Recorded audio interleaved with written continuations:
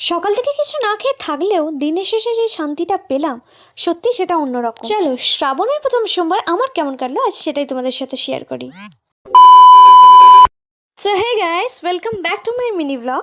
আজ শ্রাবণের প্রথম সোমবার আর আজকের পুরো দিনটা তোমাদের সাথে শেয়ার করব। তো সকাল সকাল ঘুম থেকে উঠে স্নানটা সেরে দিনটা শুরু করলাম। আমার ছোট্ট সোনামণিকে দেখো, সব সময় আমার পিছু পিছু, ওকে দেখলেই মনটা ভালো হয়ে যায় আমার। তো স্নানটা সেরে আমি একটু ভেজা কাপড়গুলো মিলে দিচ্ছিলাম। তারপর একটু পুজোর প্রস্তুতি নিলাম, যদিও সকালে মা পুজো করে নিয়েছিল। তারপর আমিও একটু ভক্তি ভরে মহাদেবের পুজো করলাম। তারপর পুজো টুজো সেরে নিচে এসে হালকা করে একটু স্কিন কেয়ার করে নিলাম। যদিও স্কিন কেয়ার করার মতো তেমন কিছু না, জাস্ট একটু সানস্ক্রিন, একটু বডি মিস্ট, লিপ বাম, আর যেহেতু আজকে শ্যাম্পু করেছিলাম তাই একটু সিরামও অ্যাপ্লাই করে নিলাম। আর আমি স্ট্রিক্সের এই সিরামটাই ইউজ করি। তো তারপর তেমন কিছু কাজ না থাকে একটু রেস্ট নিয়ে নিয়েছিলাম। তারপর বেলা 3টা নাগাদ উঠে আমি একটু রেডি হয়ে নিয়েছিলাম পুজো দিতে যাওয়ার জন্য। আর গেট রেডির ভিডিও অলরেডি এসে গেছে, তোমরা দেখেও নিয়েছো, কেমন লাগলো অবশ্যই জানিও।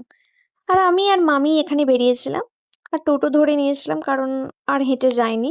আর মন্দিরে পৌঁছে দেখি তখন সবে মন্দির খুলেছে, আর এতটা ফাঁকা থাকায় আমি খুব শান্তিভাবে পুজো দিতে পেরেছি একদম ভক্তি ভরে। তারপর এখানে আমি একটু মহাদেবকে নিজের মনের কামনা জানিয়ে নিয়েছিলাম। আর সারাদিন উপোস থাকার পর বাড়িতে ফিরে প্রথমে সবাইকে প্রসাদ দিলাম, তারপর নিজে প্রসাদ খেয়ে উপোস ভাঙলাম। আর এখানে সারাদিন পর একটু প্রসাদ আর জল খেয়ে উপোস ভাঙার যে শান্তিটা আলাদাই ছিল। তো তারপর একটু রেস্ট নিয়ে সবার সাথে গল্প করে রান্নাঘরে গিয়ে আলু কেটে একটু নিরামিষ তরকারি বসিয়ে দিয়েছিলাম।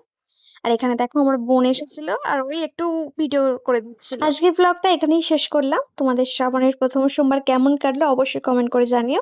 দেখা হবে নেক্সট ব্লগে। আর আজকে টাটা দিয়ে নয়, আজ শেষ করলাম হর হর মহাদেব দিয়ে। সবাই ভালো থেকো।